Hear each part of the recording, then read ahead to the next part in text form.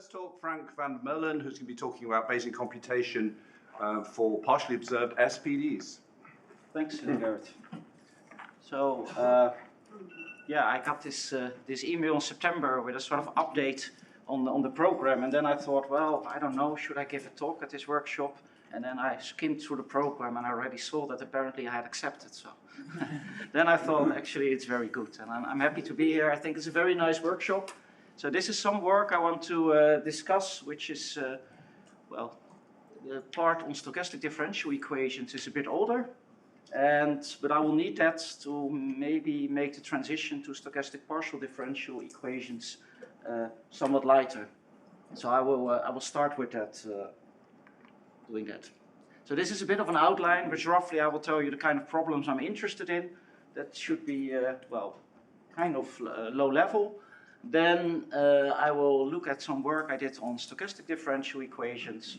And then I think at the end, depending on how much time I have, I will say some things about stochastic partial differential equations, and mainly highlighting why that problem is much more difficult. So that is the kind of the end goal. And I didn't do this work by myself. Moritz Schauer and I have been collaborating for many years on this. One of the papers I will be talking about is also with Joris Bierkens, who's here.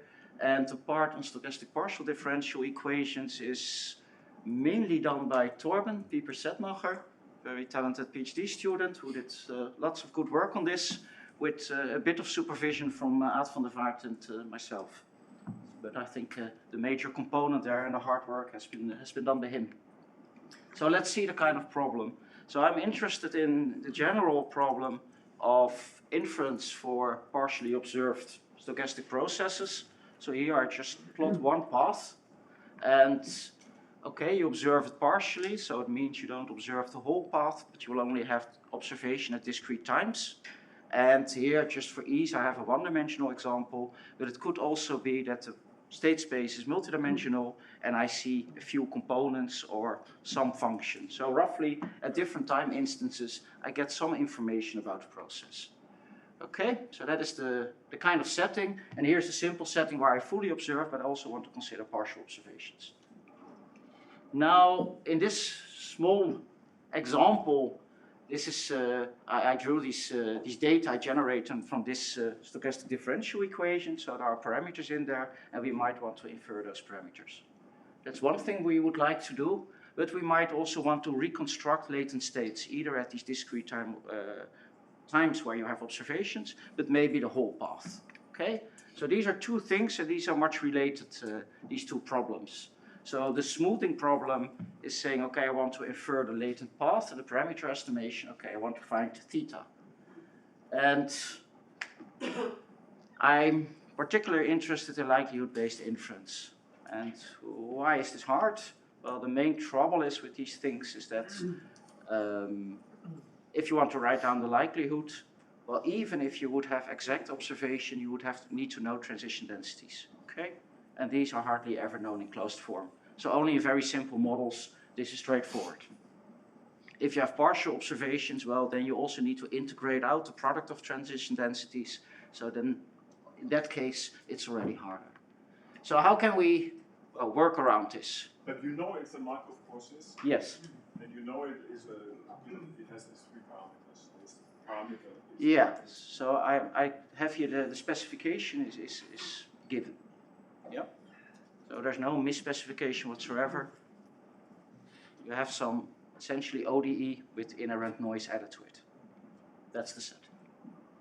So if I look at the likelihood, okay, I think we all know, once I have the likelihood, I can choose my favorite estimation paradigm, and I can do either maximum likelihood, for example, or I can do Bayesian inference. So that's a key ingredient that we need. And now, as I already alluded to, there's no closed form expression. And one approach to overcome this is use kind of data augmentation approach, right? Where you would, once you would know, like in a Gibbs sampler, if you would impute the whole path, given the whole path, then typically the likelihood is available. And then you can update the parameter theta, and given theta, you can update the path. That's one way to do it. Or you can approximate in stochastic EM, in the expectation, in the EM algorithm, if you want to do that, the expectation step, you can approximate with by sampling. So that's one reason why, even if you're only interested in estimating parameters theta, it's still important to look at this smoothing problem.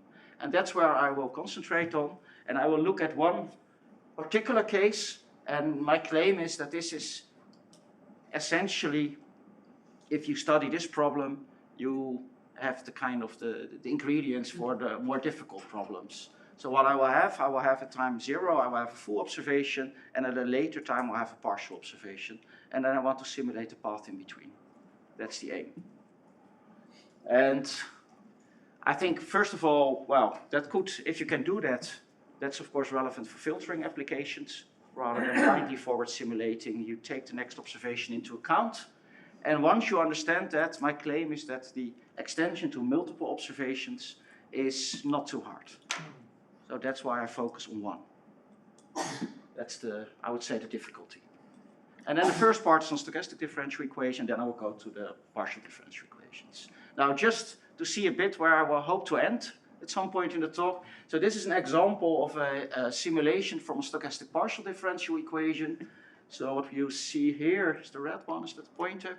This is it's a one-dimensional process, so vertically you have time. X is one-dimensional, and you see I have a function here at time 0, and I forward simulate it, and I see there is partially diffusion, that comes from this term, like it's Laplacian, and there is here this term, this nonlinearity, which ensures that at certain, you have these strips where it's close to 1 and to -1. Okay, and what I, for example, would like to do is I would only observe at time 0, and I would only observe here, and I want to simulate the path in between. Okay? And of course, just to be clear, if you blindly forward simulate, this will of course never work, because you will never hit these observations. A variation of that could be is that you would put some sources here at time 2, and maybe you would observe some local averages, and then still you want to reconstruct. That's the kind of problem.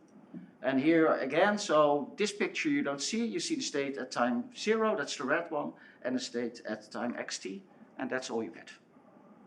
Okay, and I will assume throughout that I know the parameters in the drift and diffusivity, because I'm only interested here in the smoothing problem. Okay, so let's see how this goes. And I will make it even slightly simpler. I will just look at the case where I condition on a full observation. So I have a Markov process now in general, need not even be generated by an SDE. I have it at time 0, I have it at a later time, and I want to condition it. Now, one way to think about this is, well, technique which is called this Doob's H transform, is that you have you can look at the conditioned, let's get back there. The conditioned process, that will be Markovian again, only with different transition densities. This is the transition density from the unconditional process, taking from Sx to Ty. And you see you have to multiply here with a function. And this function just tells you from the point Ty how you get to the conditioning point. So this is really a few lines to write this out. There's nothing magic going on here. Now if you rewrite this a bit, then you see that to go from the unconditional process to the conditional, there's a change of measure in there. Yeah, so Sx is fixed here, so this is like a normalizing constant, and this is the extra term you need. So if you would know the transition density, you could just compute this thing here, and perhaps you could simulate from it, and you would be done. Okay? Now the trouble is that of course, you don't know this object here.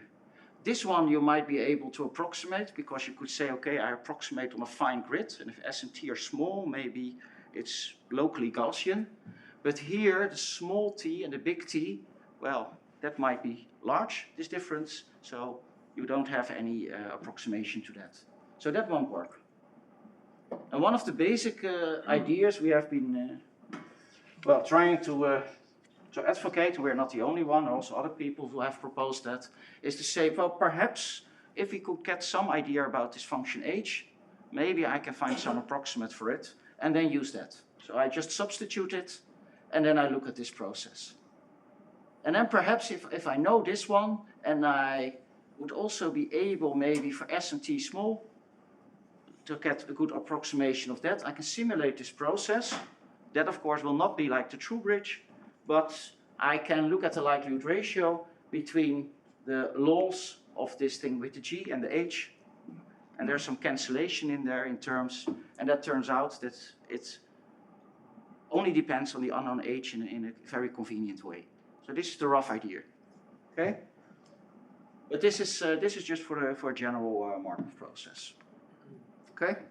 So you would in the end get weighted samples, and once you have that, you can use it in MCMC, SMC, whatever favorite algorithm you want to use. Now I will go to the stochastic differential equation case.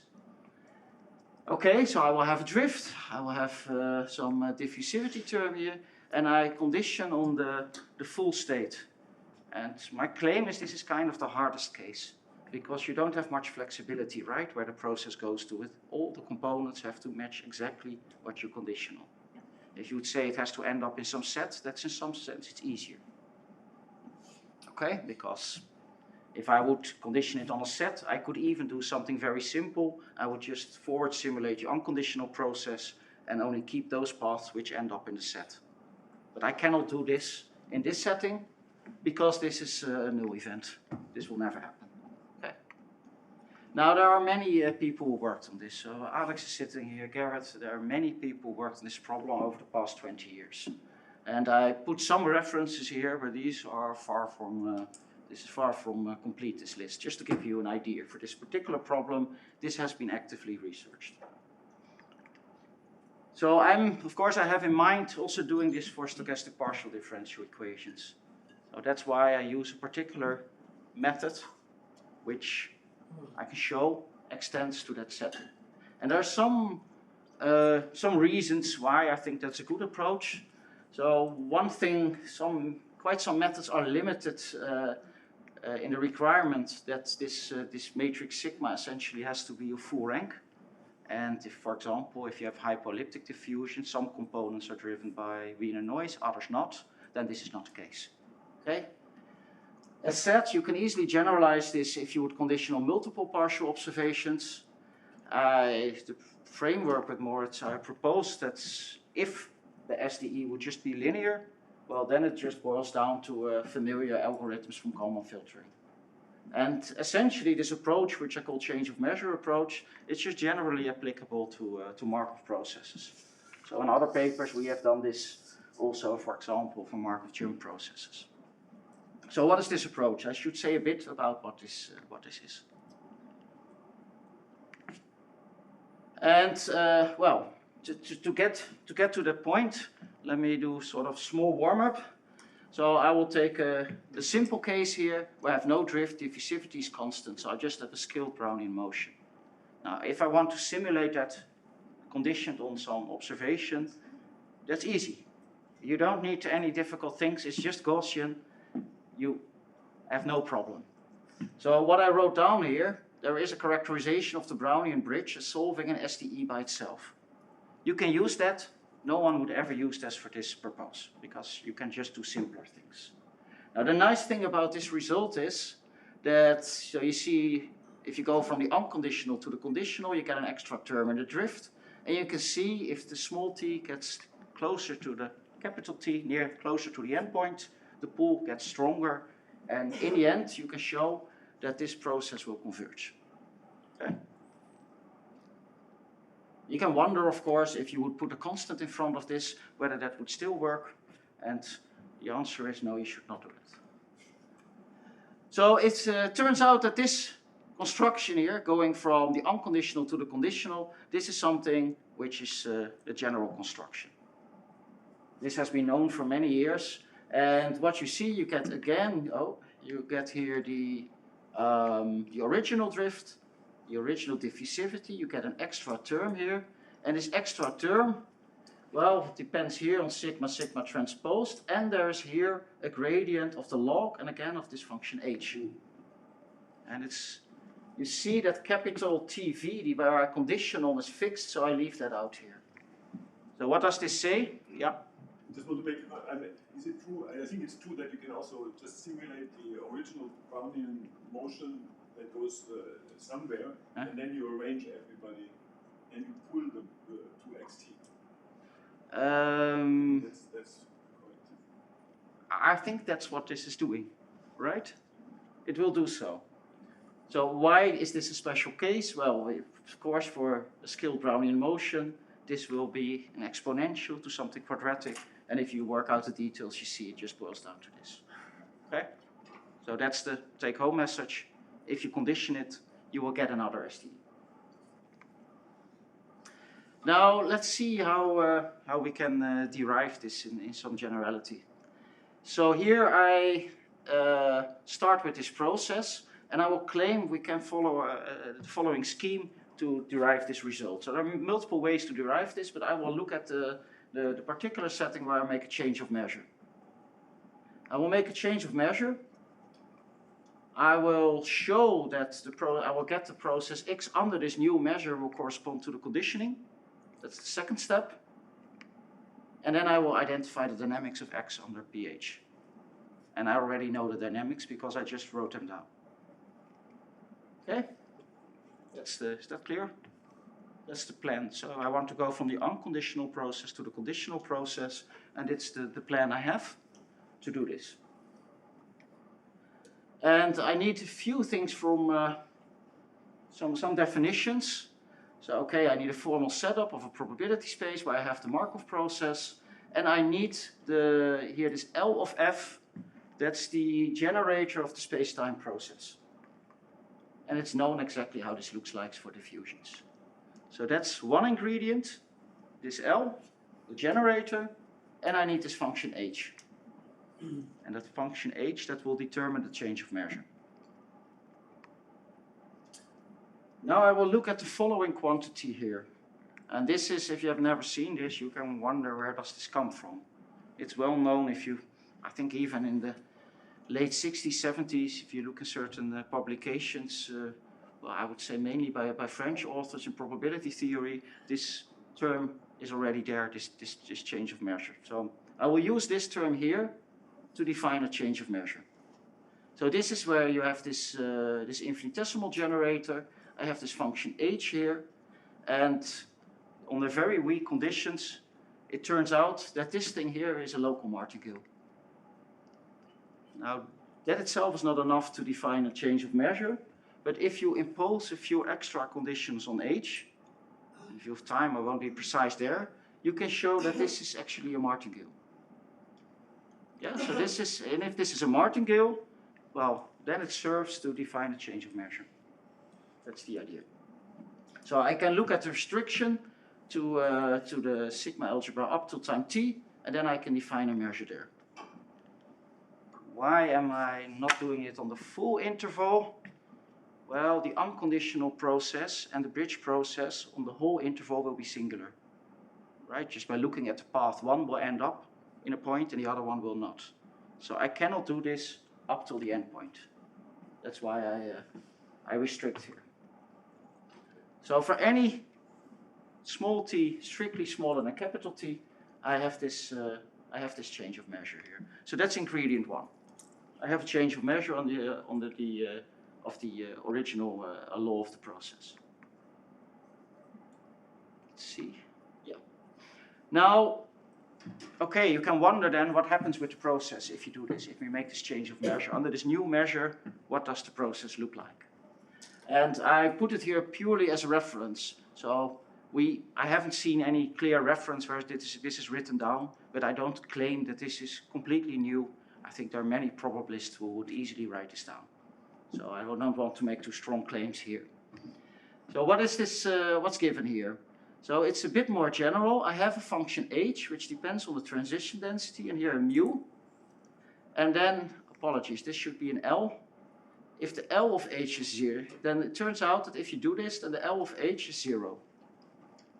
In other words, we call such a function its space-time harmonic. Now, if you have that, you have this decomposition here. So just as a reminder,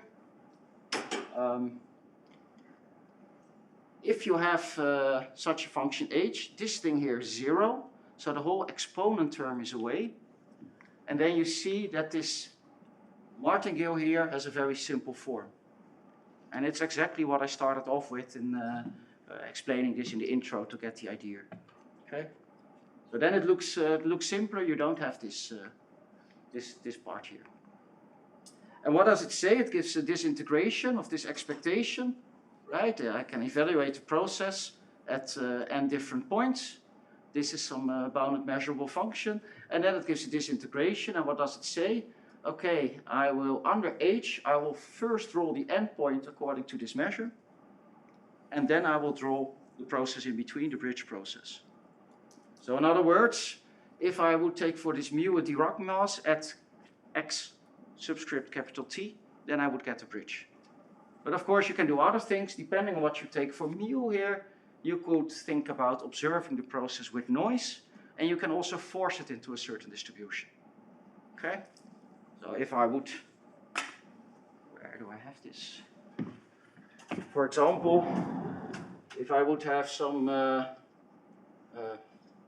density Q with respect to some measure nu, I could also take mu dy is, let me think about it.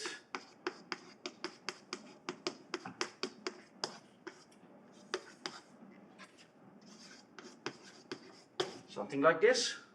And this will, with that choice, this will force the process to have low Q, density Q at the endpoint. So that's something I can do. So I have one ingredient where I have the change of measure, and I see what this change of measure, depending on which choice of H I take, what it will give me. And it will give me a condition process. Okay, now we do this, the same trick. Of course, this H is not known because there's a transition density in there. That was the whole point, right? I cannot do that. So I can try to replace it by some substitute. So let's be abstract here. Rather than a function H, I take a function G, which I can just write down in closed form. And then, well, it's not so hard if you do that to look at the likelihood ratio between the true conditioned and the process where I use the substitute. Because I have this expression, these two expressions I just have, right? That was a bit back. That was this kind of expression. So if I have a function h, which is in the domain of L, function g in the domain of L, I can do this. I can look at the ratio, and hopefully that gives me something useful. And if you do that, well, I know for these choices I gave, which correspond to certain conditionings, that this will be 0. So I will only have this exponent term where the g comes in, and I have this expression. Okay, is this any useful?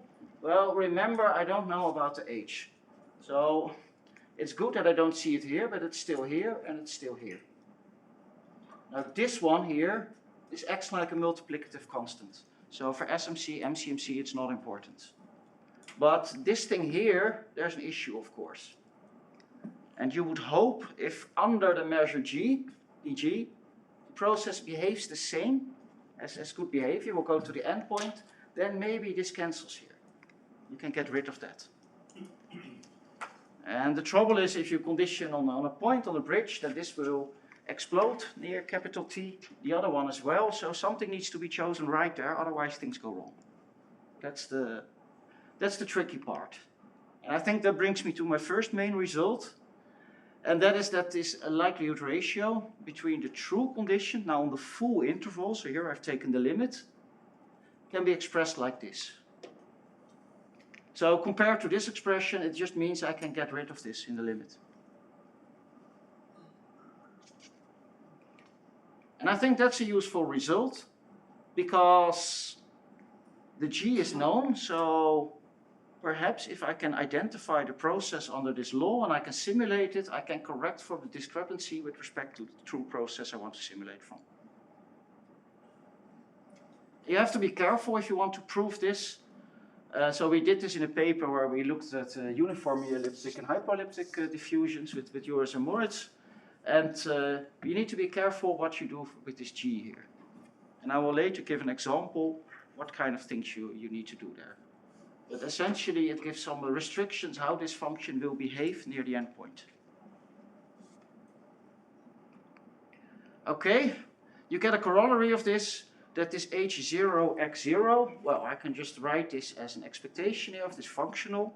So in other words, this thing here, this is just the density from 0 x0 to go to the observation. If I would add a subscript theta, this is just the likelihood. So I get unbiased estimators of the likelihood. If I would sample this process and take an average here, 1 second, I come to you. But one thing which is, for example, open here, whether that estimator has finite variance. That's not so clear. Yes, there was a question. When sigma is constant, it's possible to try to close for SD systems. Result of Clark in 1990. Your result generates Can you say it somewhat louder? I couldn't. When sigma is constant, Yeah. the diffusion coefficient is constant. You divide the SD system with change of measure which is closed. You don't need to know transitional density. It's an old result of Clark from 1990. Oh yeah, I know that paper. I know that paper. Sure. So it's very much related. It's if sigma is constant, that's a special case of what we propose. So yeah, and that was well a bit hidden, I would say, in the literature, but this is known. So I've cited this paper and others as well, and I think that was the first paper where this idea was used. So you're completely right. The difficulty is, of course, when the sigma is also state dependent. Then it gets much harder. Okay, so this is result 1. Now let's see how we can use this. Well, there's one thing more that I need. I need to identify this process under this law. And it's not surprising, it will have the original SDE dynamics plus some drift added. And there are different ways you can prove this. One way is doing this. Essentially, it's an application of Kurzanov. Let's get this. So now I can kind of summarize what I can do. I have different steps. I want a condition. I make a change of measure. This change of measure I approximate. I find the likelihood ratio. And I find under this approximate change of measure, under this law, I find the dynamics. So this is a process with my favorite SDE solver I can simulate forward. I get the path. And I can evaluate the likelihood ratio, which is here. Okay, except for this term, but I explained that one is not important. It's multiplicative. Okay, so I think what's good is that this is widely applicable. If you carefully look at the whole construction, this change of measure is not specific to SDEs. You can also do this for other continuous time processes. The expression for the likelihood ratio, if you would look at perhaps Markov jump processes, it will look very similar. So where is it different? Of course, the dynamics of the condition process. But I think this is fairly general. So I think that is nice. If you can get this G for not too much computational cost, well, then simulating these condition processes is similar complexity as just unconditional forward simulation. So it's fast. Also, when you have time instances which are far apart, what will this mean if you take this G right? Typically, methods have difficulty at making these condition processes over long time intervals, but this probably, in most cases, what you can show is that if the time is long, well, this term at the beginning of the interval won't do anything. So you will just sample unconditionally, and at some point, kind of the drift feels, okay, it should go here, and then this pool gets stronger. Yeah. So that is good, of course, not always good, because there's discretization bias. Now that itself, I don't think is that terrible, but what is of course not so nice is that it's hard to control. So it is, as far as I've seen, that's a bit of a trade-off. Taking a very fine grid should be good, but of course then it's expensive, and you cannot quantify this. So this is, I would say, a disadvantage. Perhaps it's possible to use adaptive SDE solvers here, which can do this. But that's a bit of unexplored territory. Now then the choice of this G. So one thing we have proposed is to get this from a linear SDE, because for this process it's Gaussian, so then you can easily get this function g, because it would just be the transition density of this one. Now here, this condition here, that's what I call this matching condition. So I should be careful how I take this thing here. If this does not match, then you lose the absolute continuity. If you would take something different, you might still get a process which ends up in the right point, but the laws are still singular. So this is where kind of the subtleties are, that you're not completely free to choose this. And if you would have a hyperelliptic diffusion, you also have to be careful what you do here. So there are, yeah, that's the major, I would say, work we did with yours to precisely find out those conditions. Now that's one approach, that's on the choice of G. You could also think maybe not so much about MCMC or SMC, but you could also think, okay, I have this class of measures, I can index that by eta, and then it's essentially a variational family. So I can try to optimize over eta and try to get as close as possible. So this is ongoing research to do this, and the first results are promising if you parameterize this here. Okay? So that is one choice. Now there's a final thing, what can you do? Of course, if you have strong nonlinearities, well, the transition density of this linear process and the nonlinear process, I mean, that can be rather different. So it can be if the process you have is very nonlinear, and then you take this G from a linear process, you get different things. So one thing you can do, this is a well-known trick, you write this process, which I call a guided or twisted process. You write it as essentially as solving from the initial state with this G. If you think about it, it's a strong solution. What goes in is just a Wiener path. You solve the SDE, you get out X. Now, if you think about it like that, what you can do is, of course, you can update these Wiener processes. I think the essential idea goes back to Golightly and Wilkinson in a paper of about 50 years ago. So this means that in the end you have a kind of random walk sampler on path space. Perhaps within the theme of this workshop you could maybe also think about non-reversible updates here. Might be, if you have multimodality, might be better. I haven't looked at that. So now let's look at an example.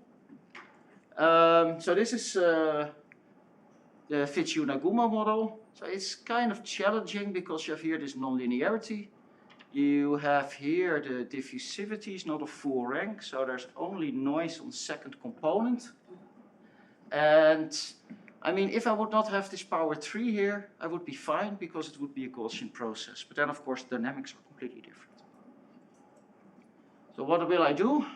I will take an approximation of this term here near the endpoint. I will take a Taylor approximation here. So with this linearization here, I plug it in, and I will look at the transition density of this one, and that will give me the function G. It's not perfect, but remember, well, the intuition is that this G near the endpoint should do the right thing. That's most important, so that's why I take this linearization around the endpoint. And now let's look at a few results from the paper. So this is how this process looks like unconditionally if you forward simulate it. So it's strongly nonlinear, right? So any interpolation by Brownian bridge or something like that will not work. That's clear.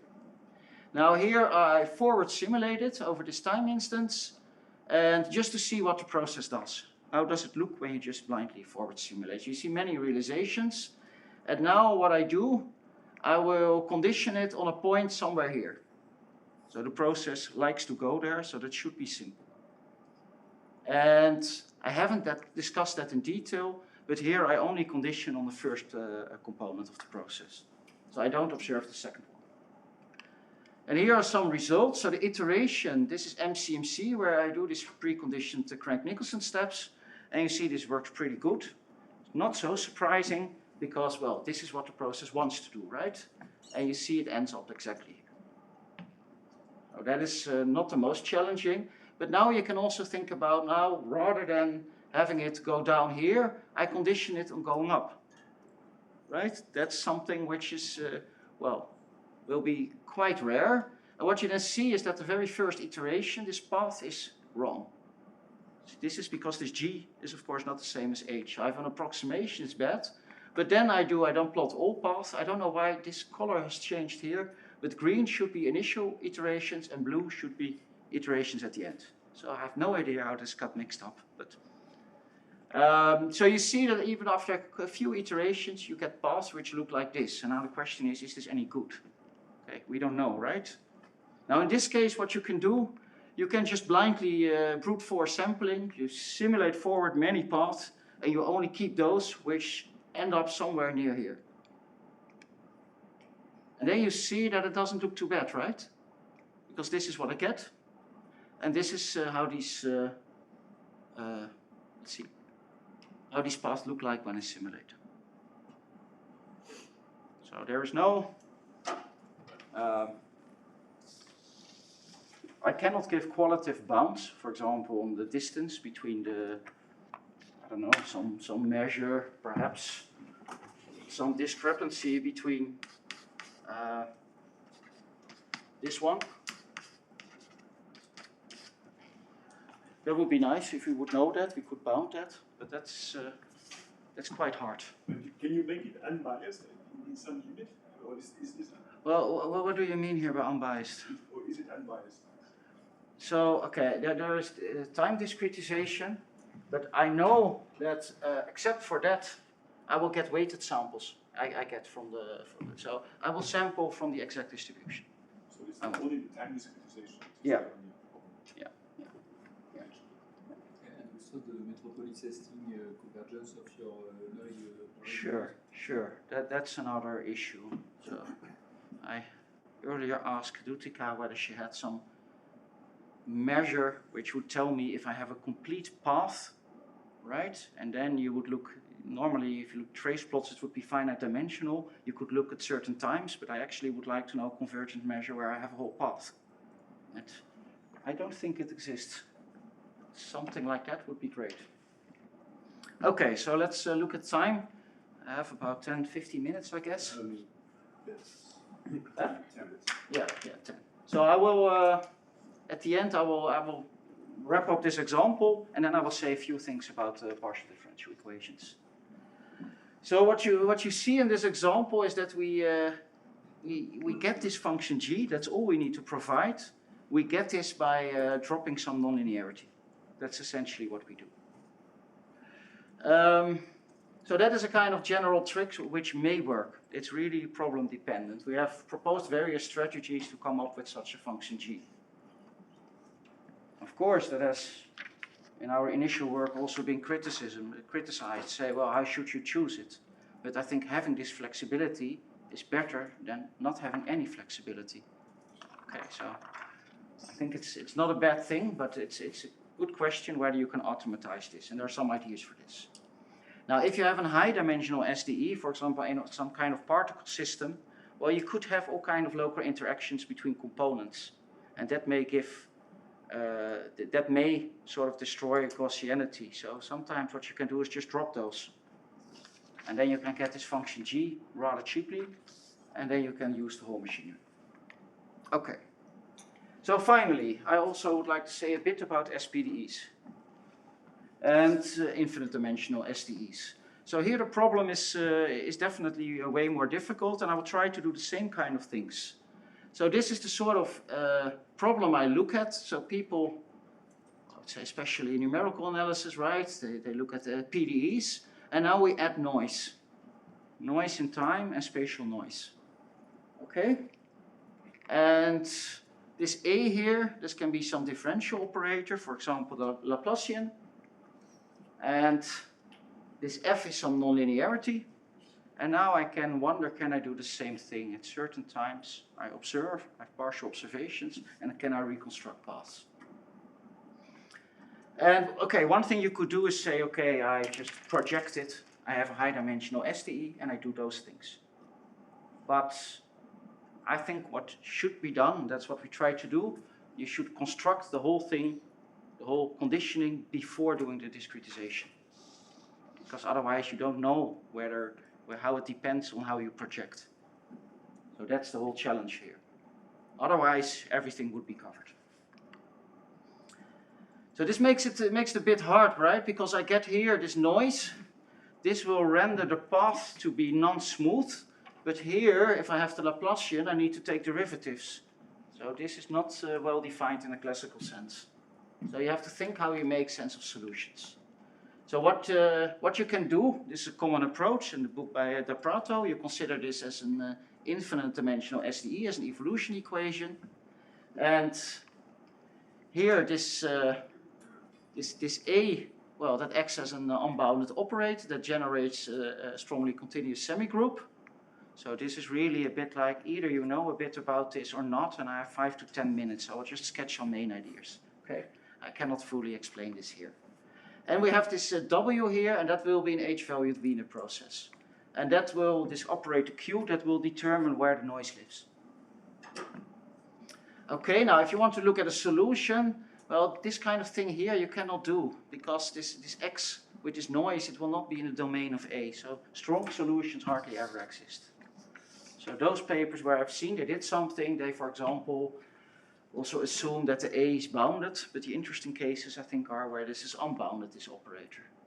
And a kind of classical way to deal with this is that you look for mild solutions. Okay?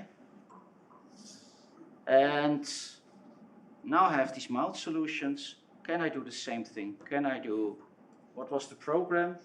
I need some function h, I do a change of measure. Under this change of measure, I get a new SDE, now it would be SPDE, right? Which would be the condition process. Can I make an approximation? Can I do the whole program again?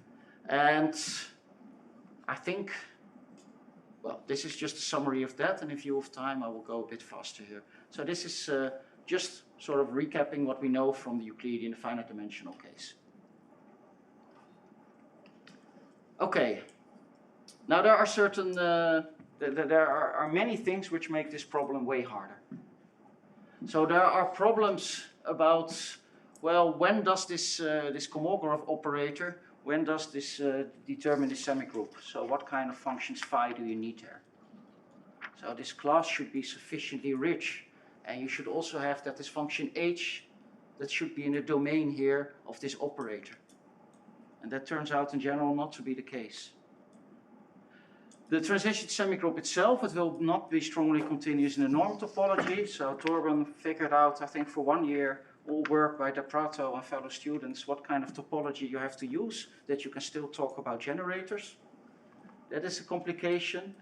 Then you have these transition densities. Well, you don't have this, you have no Lebesgue measure, so how do you make sense of that? And the other thing is that the proofs for the finite dimensional case, these depend on Ito calculus. But we have a mild solution, so it's not available. So that makes, these are all kind of things which makes it kind of a nasty problem. And here's the final takeaway. And the final takeaway is, okay, we can get this G by dropping the nonlinearity. And then we can show that this again satisfies some SPDE. Instead of a gradient, you will have the Vrije derivative there. And you have certain assumptions here again. I didn't spell them out on these operators here, such that you have this result. And that's exactly the analog of the finite dimensional case. Well, if you want to look at the proof, you can get things to finite dimensions, but you have to be very careful how to do this. So for constructing this SPDE, you can approximate by Yosida approximation, and to get this result, we approximate by projection on finite dimensional distributions. And then Torben went through all the old proofs and saw where we have been sloppy before, because we were thinking about the finite dimensional case. So certain inequalities needed to be independent of the dimension of in space you project on. So I think this is a nice result. So I will end with just a few pictures and then wrap up of the presentation. So this is what I showed at the beginning, this picture of the Allen-Kahn equation. This is what you observe only at time 0 and the endpoint. Here we just simulated forward, I think, once the path. And here this, I think, is an average after burn-in of the MCMC sampler. At least what we believe is burn-in. Okay. And you see that this, I think it recovers, it's quite remarkable how well it recovers. It's not perfect because, for example, here, well, if you don't see this exactly here, then you will also not see it in the reconstruction. Okay? This is, I don't know how it would look, how it has to look here. So I just said as a toy example, take this construction and here condition it on this state. Forward simulation would never give you this. And this seems to come out. I'm not sure whether it makes sense, but it seems to mix the chain. So I can get these kind of processes. Now, rather than conditioning on the full state, you can also look at local averages. And this has also been advocated by Randolph and by Marcus Reis. So these things can be done. So a wrap up. The whole kind of game here is that we want to condition a process, we do it by change of measure. The change of measure is approximated, and then I get weighted samples. So if there's anything to remember from this talk, maybe it's these three items. Okay, well, you can use these in various, I would say, traditional algorithms from Bayesian computation. I think it's general. We have also done these things for diffusions on manifolds, for example. And I haven't said anything about this, but if you have multiple partial observations, my claim is that this is not much harder. References.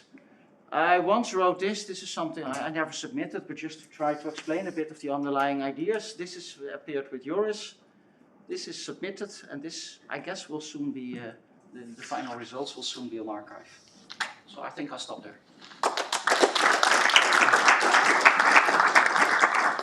Thanks very much, Frank. Do we have any questions?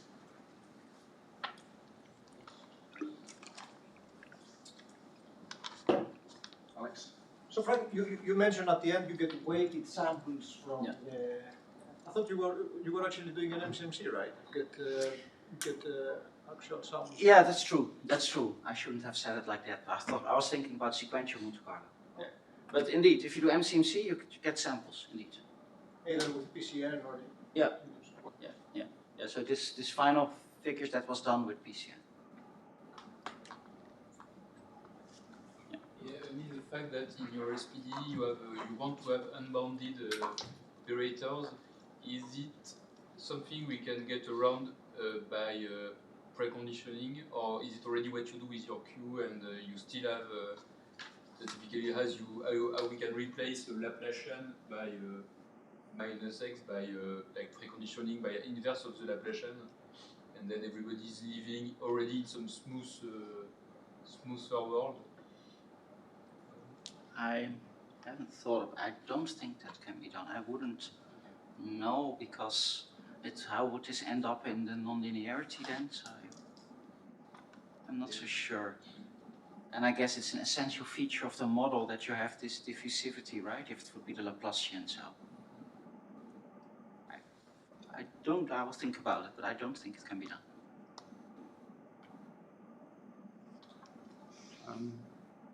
Okay, so I think it's like over time, so thank you again.